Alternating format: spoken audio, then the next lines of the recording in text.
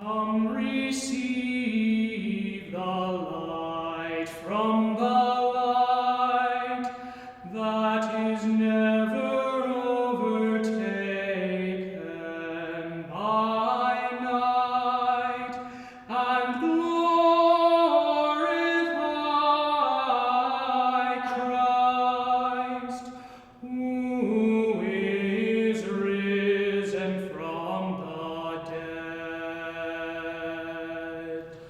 Come receive the light from the light that is never overtaken by night, and glorify Christ. The command of Jesus to go, make disciples, baptize in the name of the Father, Son, and Holy Spirit, teaching them to observe all I've commanded you, Jesus says. This is not a suggestion on his part. It is in the command form. God is here. He's among us. And in this church at St. Matthew's, we're trying to flesh out the best we can this command of Jesus to go, to integrate others into the life of the church. St. Matthew's is a beacon of light in this community. And as a beacon of light, people are drawn to it and find when they get to that light that it is a place where the incarnation of Christ has become a reality. St. Matthew's mission is to open arms to all who seek Jesus Christ through Orthodox Christianity, to present the reality of Christ in thought, word, and deed, and it's to strengthen our community through worship, ministry, fellowship, and love. Our family is very diverse. I'm Italian, my husband's Greek, and we have two little girls adopted from China, so they're Chinese. And I thought it would be really wonderful to be in a church that was very diverse.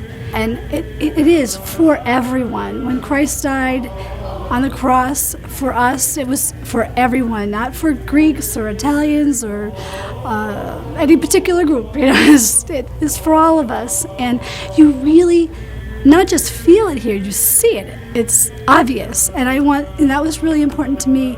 Again, not only do I think it's a beautiful thing to see in a church, but for my children, I want them to realize that this is as much as for them as anyone else. And I think anybody would appreciate that. Worship in Orthodoxy is a primary component of understanding and expressing our faith. Out of worship flows our understanding and reaching out to others, because we offer up the whole world to God through His Son, to transform by the power of the Holy Spirit. And it is out of this, because we understand we offer up the whole world, that St. Matthew's has the blessings of His Eminence Metropolitan Maximus of Pittsburgh, the support of many of the other parishes, to continue to do the work of reaching out to the world around us that we offer up to God through His Son. And I was always of the idea that we should reach out to allow people to get to know our faith and get to know what it stands for. I have always thought that even for survival purposes, let alone growth, it was important for St. Matthew to reach out to everyone in the area. As a convert to Orthodoxy, I was very impressed with the Divine Liturgy. And St. Matthew's liturgy is very participatory. So that the congregation, that we do a lot of the response and also chanting and singing and so forth, and I really enjoyed that. I really enjoyed being, because it made me feel a part of the liturgy itself. Worship at St. Matthew's involves the whole person. It's fully understandable. One is fully able to participate in the life and aspects of worship through what is said, chanted, prayed. Everyone is involved. At the same time, to emphasize the inclusiveness, we will do things like the Lord's Prayer will be done in not only English and Greek, but other languages. It is a church that manifests Christ in this time and place, but reaching out and integrating at the same time the larger world into the embrace of the Son of God. And so to come here to St. Matthew's and to be able to share liturgy, which is something so intimate and so wonderful, as to spend this time with God, and then to share it with a family, a church family that also wants that same experience and love God so much, and then to go out to fellowship afterwards and then share fellowship together. It really is very reinforcing and very loving, and I think that just the love itself, you can feel the difference with people. We bring people here, they feel that there's a difference, and that is so meaningful to us. We've also done outreach to people who are refugees who came here out of fear because of what was going on in their homeland. I got a phone call from one of the officials telling us that there was an Orthodox family there. They were from Ethiopia. So I went down and I interviewed the family, and I fell in love with them when I first met them. A woman by the name of Sarah and her 3 children, Brooke, Hiwat, and Bemnet. Absolutely beautiful family. And my heart broke seeing that they were in this situation here in America where they were actually being detained. And I took it upon myself that day to bring their case to the wider church community. So I came back to St. Matthew's and I said, there's something we need to do. Somehow this family is sitting here who loves the Lord, truly Orthodox Christians, and they need our involvement.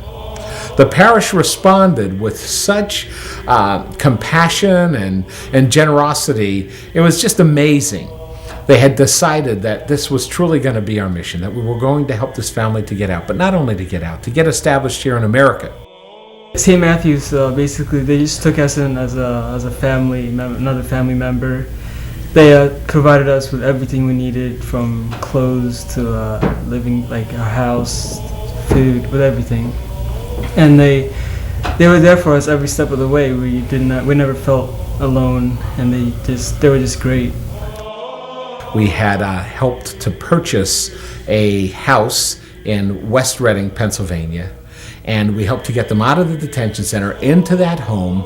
They became a part of the family of St. Matthew's. The children have become a part of the parish. It's been a wonderful situation for everyone. I have a chance to say again, thank you, St. Matthew's Church.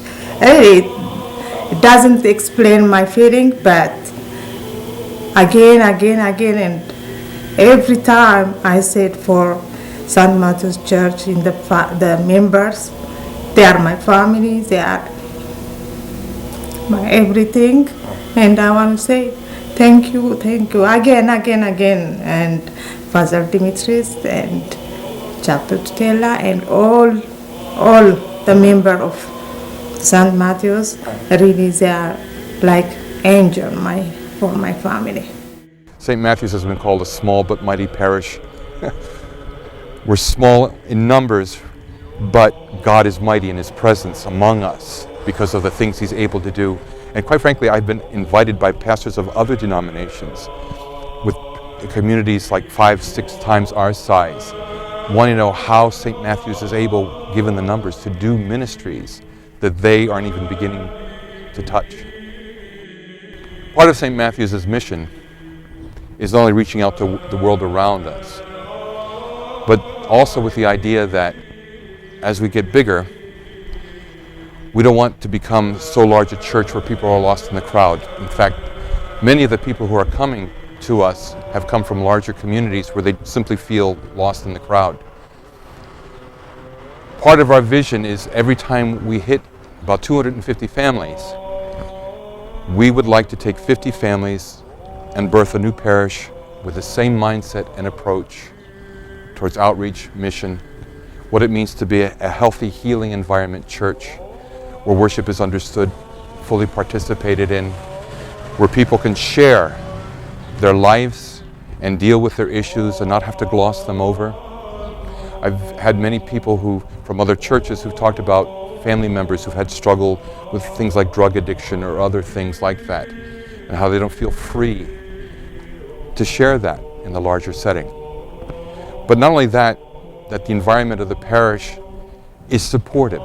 The environment of the parish is made up of people who are committed to living the life of Jesus and seeing things from his perspective. And because of that, we want to see other parishes gain that same mindset. We want to not be self-focused, because as we said, the gospel is not our personal possession. It's not the personal possession of the community.